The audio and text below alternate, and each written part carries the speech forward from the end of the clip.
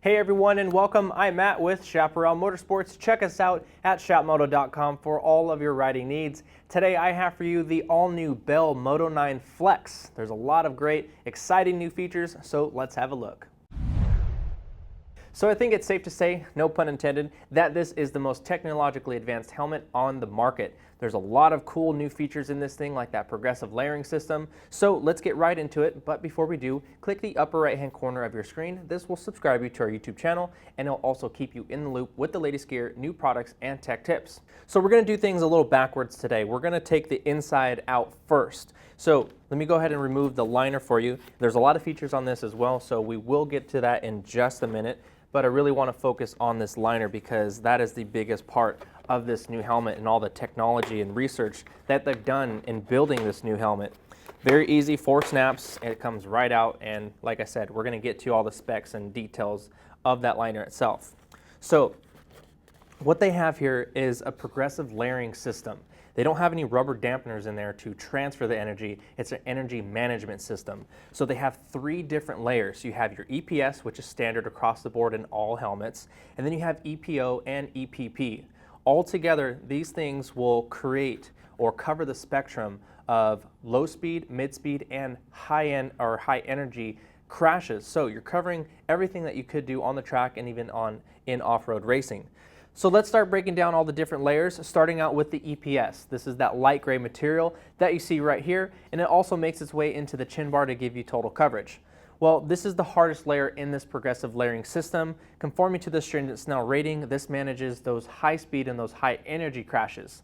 Then when you make your way onto the red layer here, this is the EPO. This is also the softest layer in this system. You can even stick your finger right in there and it'll go back to its original state. This manages those low-speed crashes and those low-speed tip-overs, which can be just as catastrophic as a high-speed crash. Then you have the EPP, which combined with the EPO will manage mid-speed crashes. So think of like a tabletop or even a double. And then you'll see that that EPP layer is segmented into 6 different pieces. Well, this allows 5 millimeters of slip in between each piece to reduce rotational forces. So this designed all working together to cover you in just about every likely scenario that you could come across.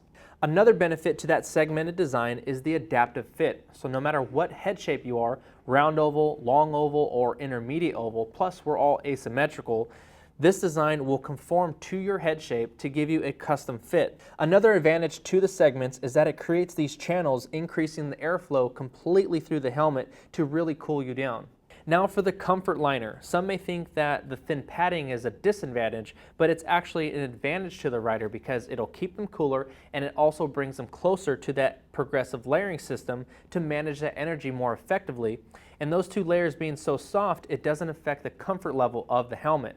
So what the padding on the comfort liner and the cheek pads is actually wrapped in is the X-Static XT2 fabric. Now this is a silver infused fabric that kills odor, it's antimicrobial and antibacterial, and it will never stop working throughout the entire lifetime of the helmet no matter how many times you wash it.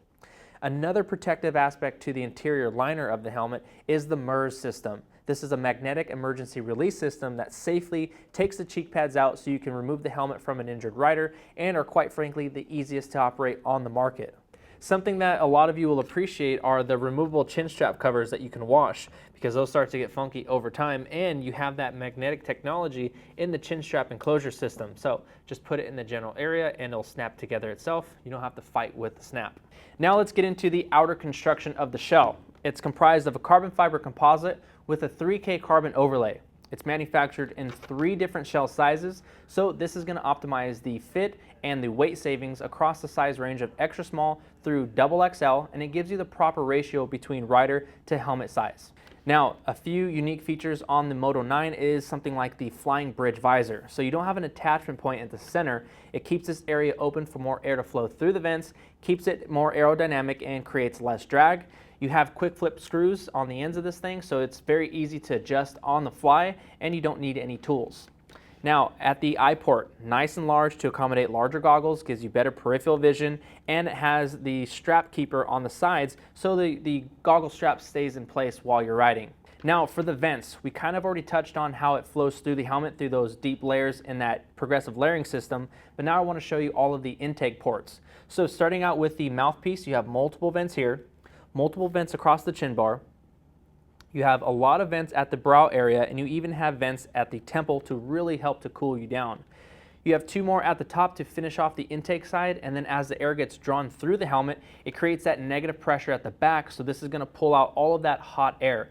So you have multiple vents back here, and to finish it out, you have more at the bottom. The Flex comes in multiple colors. The one that we're using today is the Tagger Recluse, so it's really cool and different, and I think they did a great job with this one. You have that mossy oak kind of woodsy camo at the top. You have bright fluorescent oranges with blacks and whites, and then you have that Ghost 3K carbon peeking through the top of this thing and on the sides. So all of that together with the matte finish adds a really cool dynamic to this helmet. Now, to find more info on this Moto-9 Flex, visit us at shopmoto.com, and remember to subscribe to us on YouTube. Thanks for watching. I'm Matt. We'll see you next time.